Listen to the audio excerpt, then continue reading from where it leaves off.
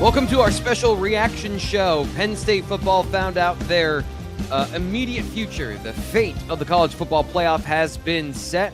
We'll get to the playoff bracket, which if you're here, you already know about, but we'll talk about it. We'll show it to you again here in one moment. But still on site, the location of Penn State's valiant defeat in the Big Ten championship game, we have Nate Bauer and Sean Fitz in Indianapolis. They're doing this live reaction show from their hotel room to give you their initial thoughts on Penn State's matchup, their path potentially through the playoffs, and all kinds of other comments. And as much as we can, we'll give you a preview of what we know about SMU. So, gentlemen, welcome to the show. And this is a live reaction show. So let's get your live reaction to Penn State's location in the college football playoff. Nate, let's start with you. Yeah, I was right. I said what it was going to be, and then that's what it was.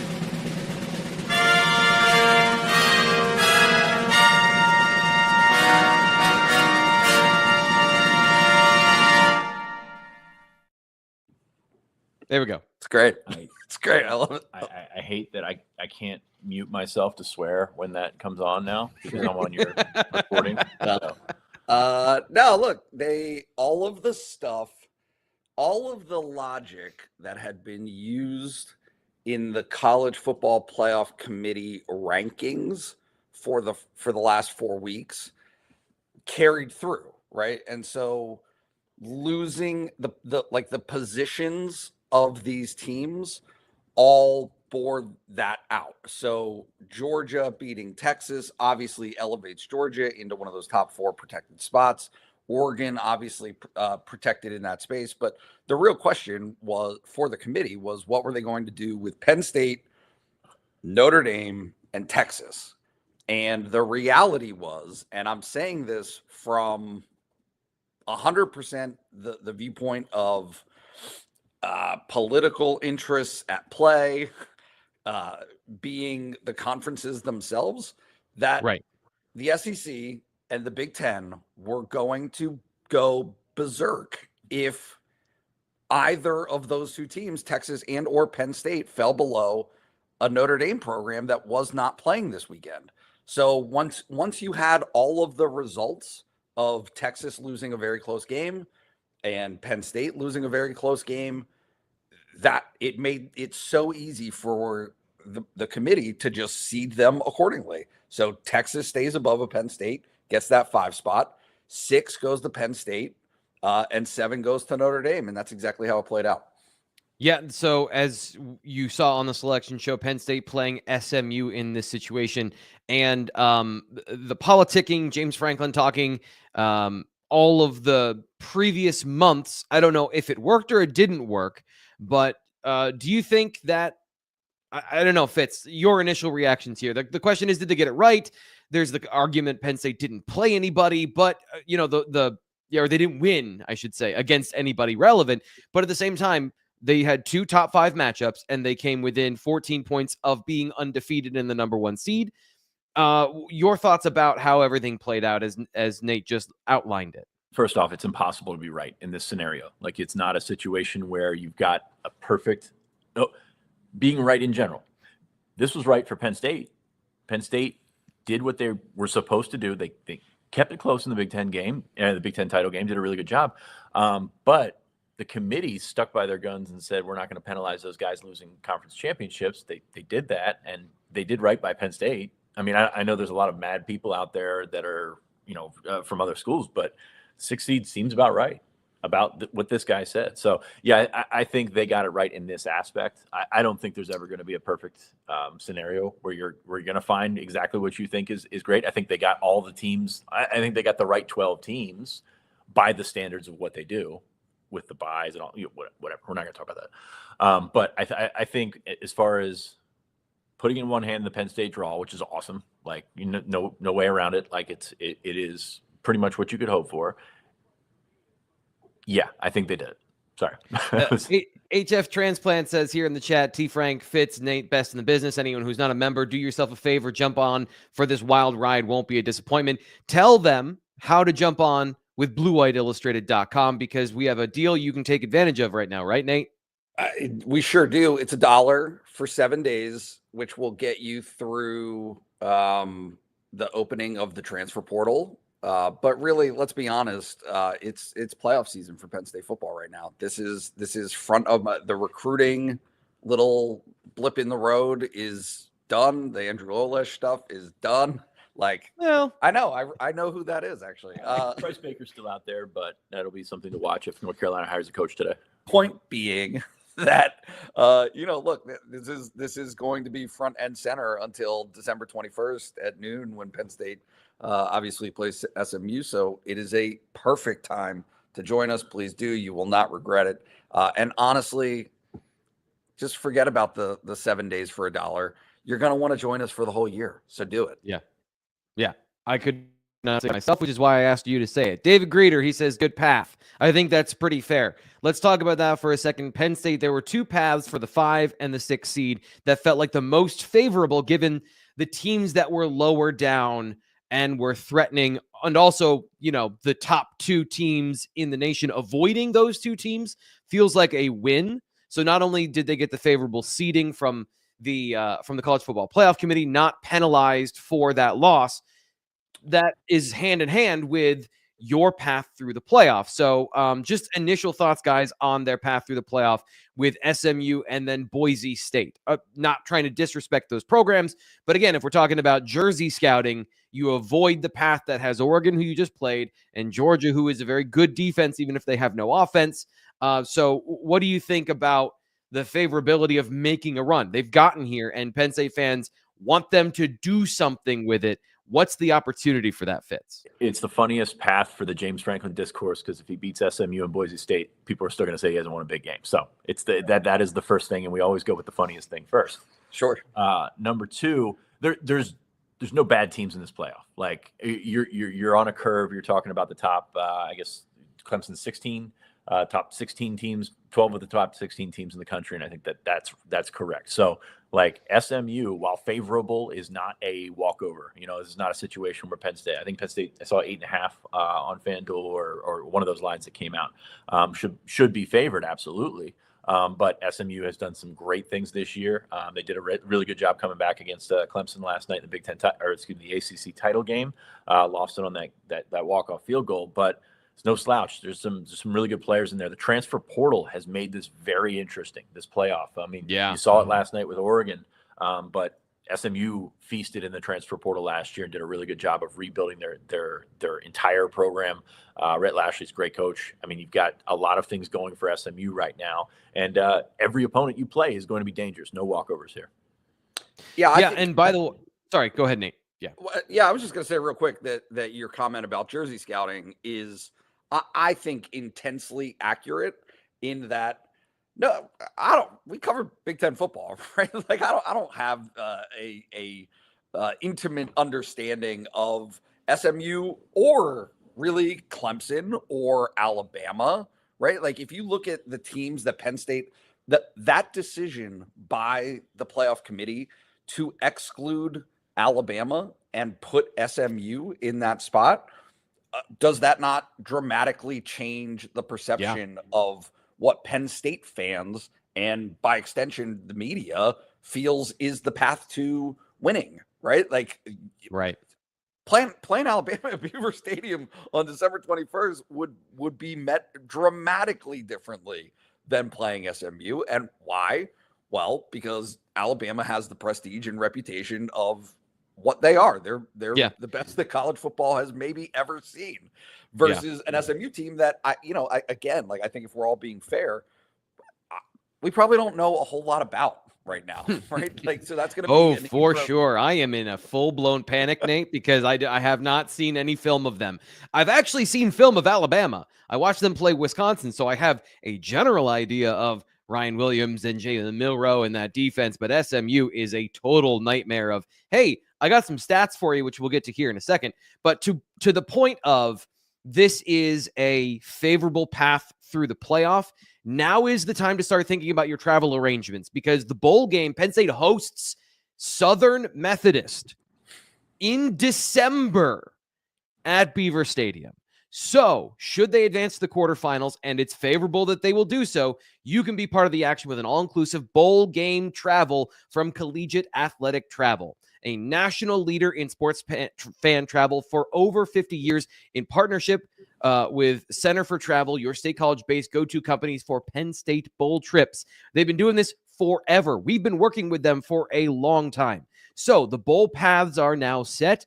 Air-inclusive packages featuring round-trip air transportation from select Pennsylvania cities, deluxe hotel accommodations. This is the thing I love. I'm going to run down a whole bunch of words, but what it comes out to is they take care of literally everything, so you can focus on, can they stop Ashton Genty? Can they stop the Boise run game? If they advance to the game, that's what you're going to care about. So, hotel accommodations, airport travel and transit, pregame events, tickets, meals. They take care of the food, all under the eye of Collegiate Athletic Travel's seasoned event staff who have done this before and have relations in all of these bowl destinations with a bunch of really important people. They know the caddies at the golf courses. They know, and that's very important to the guys here on the show, they know the people who run baggage claim at the airport. They can get you the best possible transportation and everything for you to go and get the right meals, know the right places to go, and to and from the game, all that stuff. And for those of you traveling to the bowl game on your own, you can still get that. You get there, they'll take care of everything with their land-only packages. You can visit them at athletictravel.com. Their link is in the description of this video, or call 814-238-4987. That's 814-238-4987. Very excited to be part of Collegiate Athletic Travel's promotion for what they do in the bowl season. You're going to hear a lot about them over the next couple of days. Check into bluewhiteillustrated.com. Sign up for our newsletter so you get information there. And of course, here on the Blue White Illustrated YouTube channel, you're going to be hearing more specifics as we get those details. We're running and gunning right now, so we just want you to know they're going to take care of you going to the bowl game. We're going to take care of you knowing about the bowl game when Penn State, if and when Penn State gets there. So, is there anything else from the selection process, Nate? And I'm coming to you because this is your wheelhouse. This is your dojo where you do your karate. Can anything else? Sure. Can I wedge in here real quick and say on the back of the Collegiate Athletic Tours, just Collegiate Athletic Travel, Penn State fans traveled incredibly well on a week's notice last night. Like if the atmosphere at the Slippery Noodle was any indication, Penn State fans can book and get it done and get out there. And I said it in the chat, but Boise's Bowl is the fiesta if Penn State does get that far. So a trip to Arizona may be in the cards.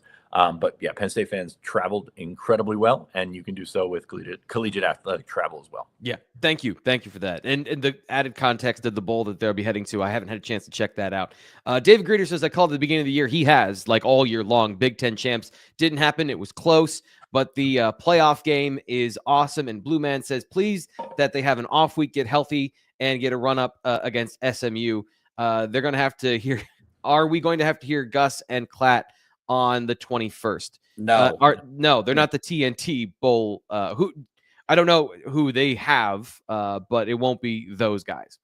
So the bye week, how important is that for this team, guys?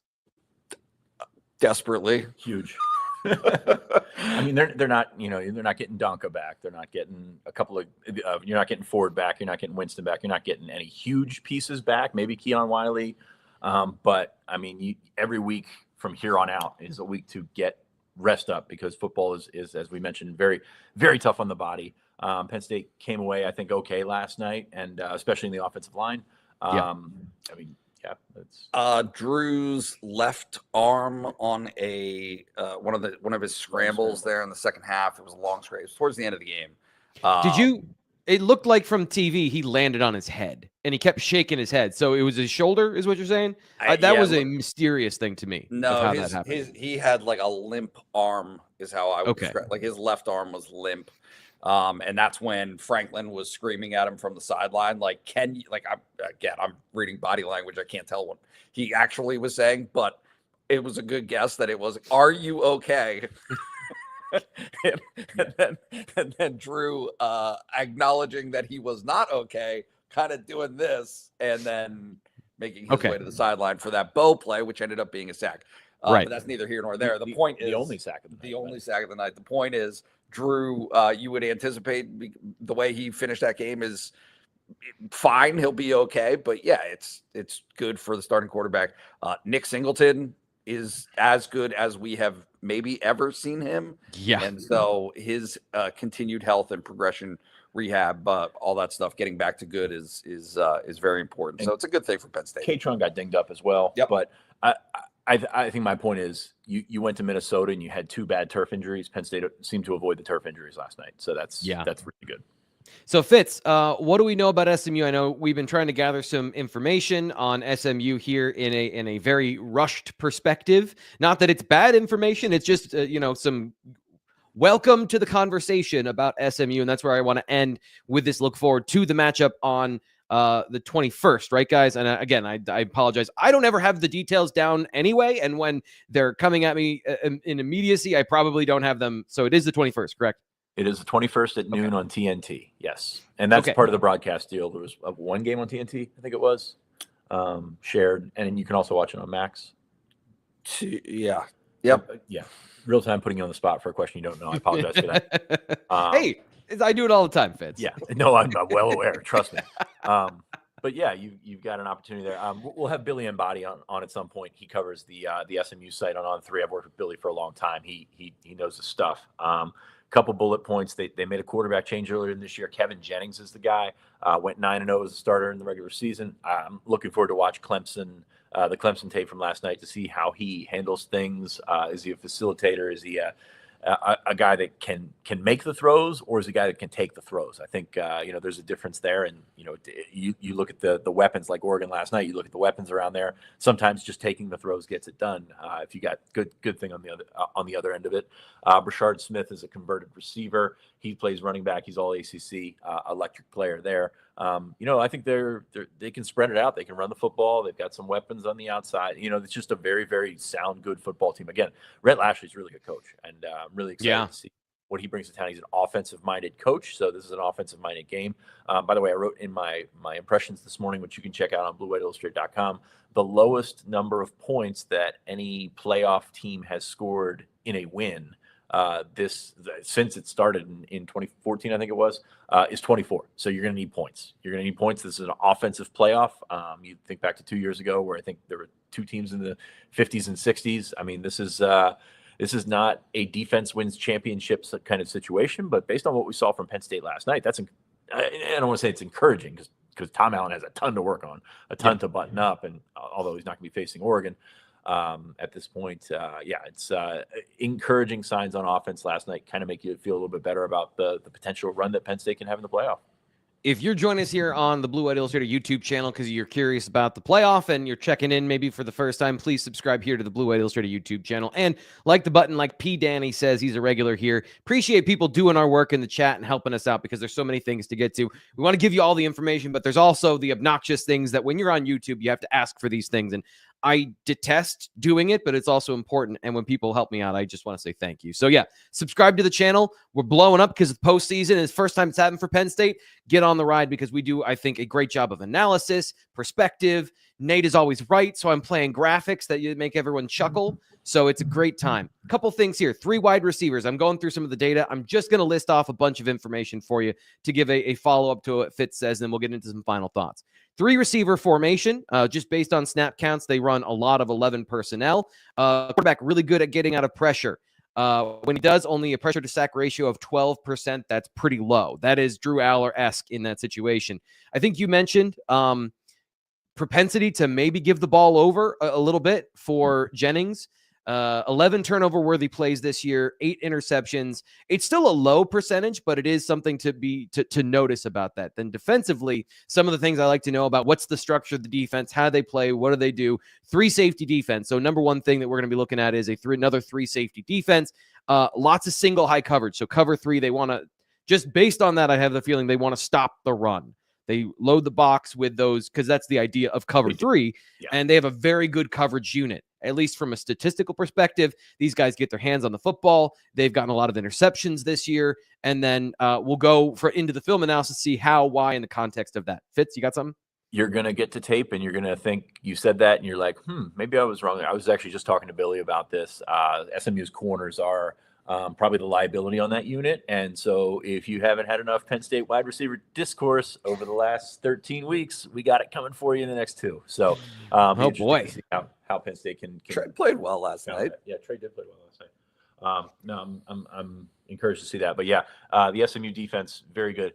I'm very curious to see how stylistically things transfer from conference to conference, because you're kind of opening things up right now. I mean, we kind of saw it last night with the Big Ten and still the old Pac-12 styles, with Penn State being able to run the football like that. I think that might have something to do with it. But very interested to delve into SMU. I think they're a deserving playoff team. I think they're a really, really good football team. As I mentioned, there's no walkovers here in the college football playoff, and that includes the teams that we really didn't think too much of. The Arizona State looked fantastic yesterday. So yes, that was a very one-note performance of, hey, get it to number 4 and then profit. yeah, they figured out the 3 question marks there in the middle, didn't they? Yeah. Did you mention Elijah Roberts? That's the other name that I think is important in this matchup, just off the cuff in terms of statistics and size. 6'4", 267, 64 total pressures in this game. You mentioned the transfer portal, Jared Harrison Hunt, I believe both those guys coming from Miami. So these are Power 5, ACC defensive linemen that have found their way to SMU. Going to be an interesting matchup because just going back to the game last night, Nolan Rucci played unbelievably well in that game. So makes you feel confident, even if you face a singularly good pass rusher, that you might have a better opportunity than we expected. Do you have any other context I wanted to add to that? Yeah, maybe Nolan Rucci's a postseason guy. Remember his performance last year for Wisconsin was his best game there, and now all of a sudden he gets in the Big Ten title game. I mean, you look at the defense; they go fairly deep on the defensive line, which is good. They've done some really nice work with transfers, getting them in there. You mentioned Jared Harrison Hunt; he's a former Penn State target. He's from New York. He's a guy that we thought was going to Penn State for a long, long time, and things happened. And he ended up at Miami, and now he's at SMU. So they've done a really nice job building blocks with guys that kind of fit what they're looking to do. And I've, was following SMU last year during the transfer portal because they were so active, because they were so just all over the place. It wasn't taking guys, harvesting guys that went from Bama or in this case, Miami. It was finding, guys like that still have a lot to squeeze out of their college career, but also lower level guys that you think fit your system. So I think it was a really impressive job by them in the transfer portal. And that's the blueprint moving forward. Yeah. That leads into this question from Chef Jay. Nate, you've been having the NIL conversation with everybody. So to close us out, he says, BWI crew, you're awesome. Quick question. Does last night's game finally make Penn State up their NIL game, knowing that most of Oregon's best players were transfers? We talked about this all last week, Nate. We wrote about this in a combo article on Monday. I stashed it at the end of a 1,400-word article. We talked about this on Monday.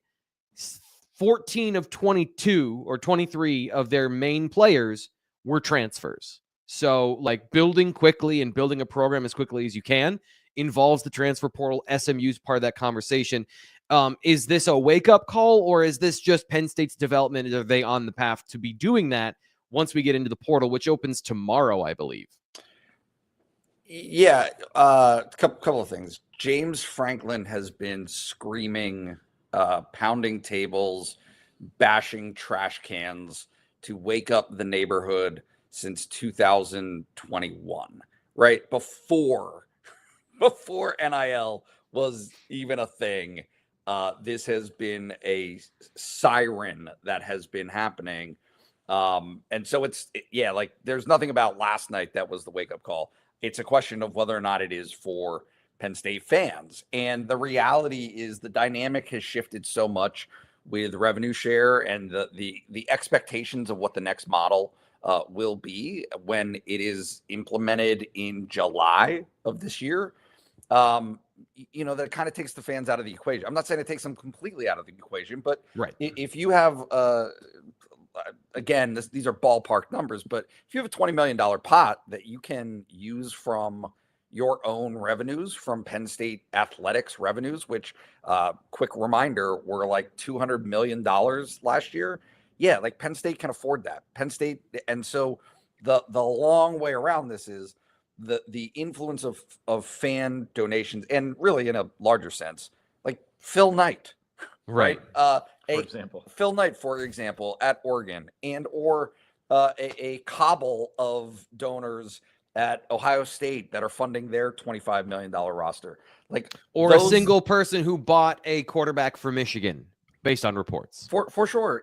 Like, just that influence isn't going away. Those mega donors will continue to exist. It will continue to be a big thing in this sport. But also the notion that you can pick and choose and identify talent, either that's ready or that you can develop, and pay market rate for it, is something that's coming for Penn State, right? And that is so the notion of upping the game is just a matter of default by the fact that Penn State is a juggernaut of an athletic department. Yeah, it has the resources to be able to do that, and it will do that. That's something that's coming for Penn State athletics, or excuse me, for Penn State football. I think that's a really great place to lead the conversation. But as always, I want to go for one more bite, and I just want to wrap this up with where we started. I'm going to show you the college football playoff bracket again, and I want to ask each of you, just generally, do you think Penn State has a shot to make a run? Fitz, what do you think?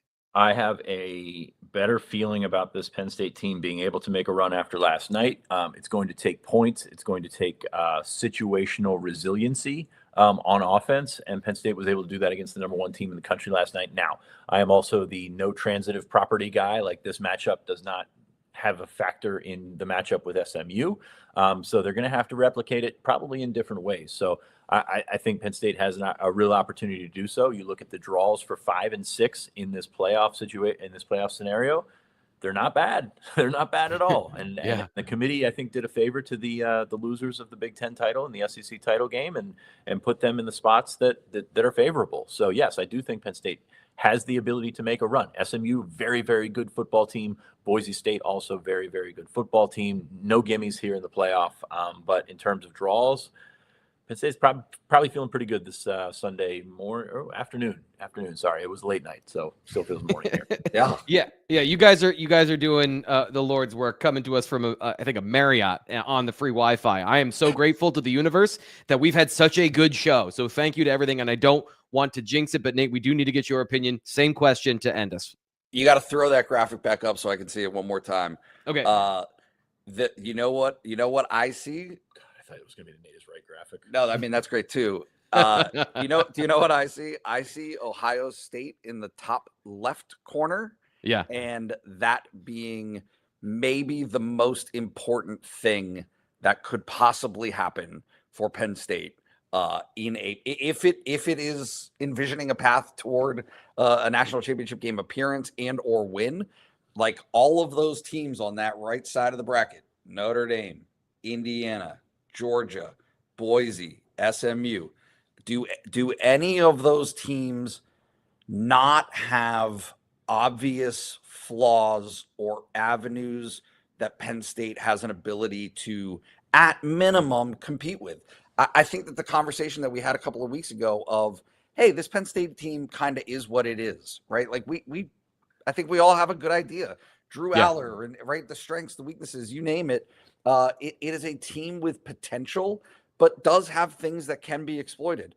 So do all those other tems, right? Like, so does all of those teams on that side of that bracket have things. I mean, especially is Carson Beck, not that side of the bracket, the entire bracket. Sure, everyone's flawed. Sure. Is Carson Beck alive today? Like, do we know? Is right? His hand is right. I'm just saying, all of those things, those paths that could possibly take Penn State to that level, there are windows. There are windows, and so I think that if you're Penn State, if you're a Penn State fan, it is erroneous to assume a first round win right off the bat. That is like, they should not get into that line of thinking. But at the same time, if you want to get 3 wins to get to where you want to be, which is obviously the playoff final, like, it's possible. Also, James Franklin prophetic earlier this year saying the potential of a 17-game season. That's their path now. They played in the conference championship game. They're going to play in the first round. They've got to play their way to the championship. So attrition from now until January 20th. buckle up because we're going to be there for the full ride. I'm Thomas Frank Carr, Nate Bauer, and Sean Fitz coming to us from Indianapolis. Thank you guys so much for your time. That'll do it for today. We'll be back on Tuesday with more reaction and recap of the championship game. Everyone was talking about the refs and the holdings and all the things in the chat. We're not getting that today. We're going to talk about that on Tuesday. And, of course, then we'll get into more of an SMU preview. Thank the Lord we have more time. You're not leaving that face go. Wait, one thing. What? And this is the mission and thing to find out for all investigative journalists, i.e. Greg. What conference will the officiating crew come from? Boy, what foresight to write that article last night. If you were on BlueWhiteIllustrated.com, Greg had, like, the night before the game, Greg had the officiating crew pegged that he does. He's a robot. I don't know what else to say. Right. But he had the officiating crew pegged, and he's like, hey, these guys. I was chatting with a Penn State personnel. It doesn't matter, but literally the first thing that was said to me was Penn State not having a Big Ten crew might be the best thing that could possibly happen for this team, is just playing in front of a non-Big Ten officiating crew. So very, very interesting dynamic at play. Yeah, I mean, it's they were not pleased at all. Abdul Carter wants a hold, please. It's been a month and he's gotten one, I believe. So, okay, we did talk about it. There you go. Like we gave you the preview of Tuesday. So join us. We'll have more stuff, just more and more at BlueWhiteIllustrated.com. We're going to get into the film breakdowns, their initial reactions, their previews of the game throughout the next couple of days. And, of course, previewing what comes up next, the first ever college football playoff for Penn State football. If you're not jacked up and excited about this, I don't know. Like, are you dead? Penn State's in the playoff, babies.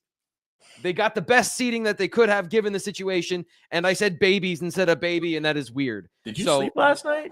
No, I did not. I right. am running on adrenaline and a full pot of coffee. So I'm going to go run some laps, maybe puke like Kobe King, and then we'll get into all the rest of the stuff that we're going to get into today. I'm Thomas Frank Carr, Sean Fitz, Nate Bauer. This is Blue White Illustrated.